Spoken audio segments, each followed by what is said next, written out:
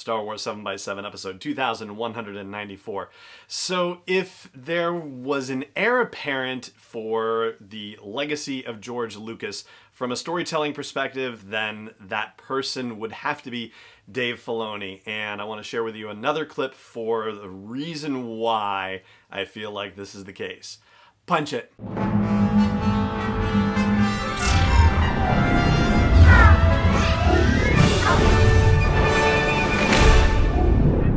Hey Rebel Rouser, I'm Alan Voivod and this is Star Wars 7x7, your daily dose of Star Wars joy, and thank you so much for joining me for it. So this clip of Dave Filoni's that I want to play for you comes from the 7th episode of the Disney Gallery series about The Mandalorian, the one about score.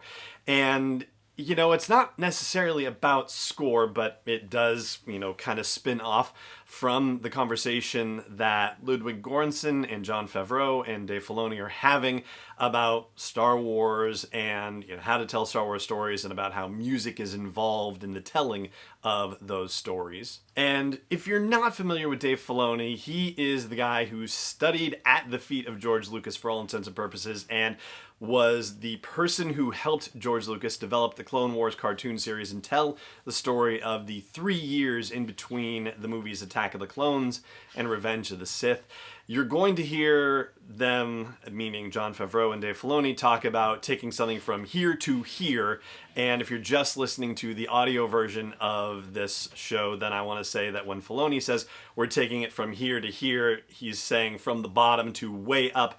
And when Favreau is just saying we're only taking it from here to here, Favreau is saying, we're at a high level and we're just taking it, 1 or 2 notches higher. So trust me, it all makes sense when you hear this conversation. So without further ado, here you go. We did have a lot of what people have come to expect from Star Wars in it, but yet it's its own thing. Well, think about that too. It's like we have this kind of huge benefit, but also impediment in that everybody knows what a stormtrooper is.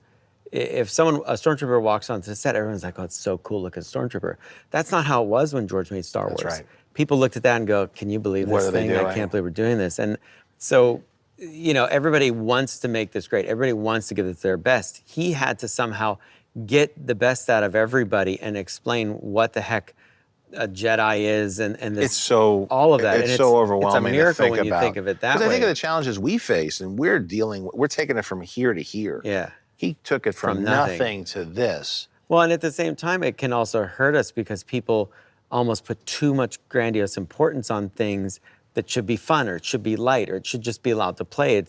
Yes, it's Star Wars, but if we lose focus on it being this exciting adventure that is mainly directed at kids, as George always held to that, then we're changing it into something it's not meant to be because we're trying to cherish it so much, we're holding it too tight. And the same could have been true of the music. When you did it, if we just stuck to what was always done and didn't take a chance, to do something different and yet honor what was there, it's a very fine line. So first of all, doesn't it make you appreciate for a moment if, this is something that you go about in your day and you don't necessarily think about, Lucas had to convince a lot of people that he wasn't crazy back in 1975 and 1976 and even all the way through into 1977 before Star Wars was actually released in theaters. He had to convince a lot of people that he wasn't just out of his mind. And I think it's really awesome that Dave Filoni's walking around with that idea in his head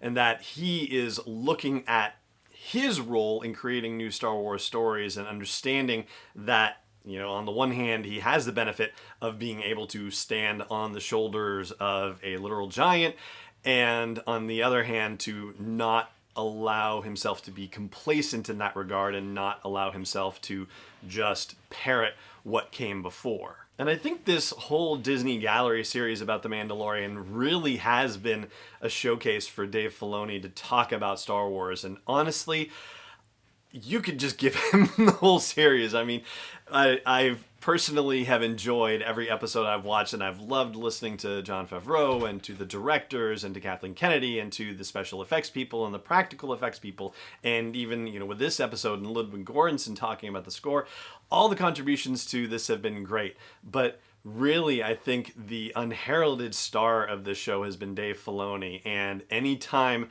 that he is given the space to open up and talk about Star Wars, you can see how captivated everyone in the room is just listening to him talk about Star Wars and about his analyses of the stories and about his experiences working with Lucas on these stories. It's really remarkable. So if you haven't had a chance to check out anything about Dave Filoni, then I encourage you to do so. And in fact, we're going to do a little bit more about Dave Filoni as the week goes on. But for now, I'm going to leave it here and say that's going to do it for this episode of the show.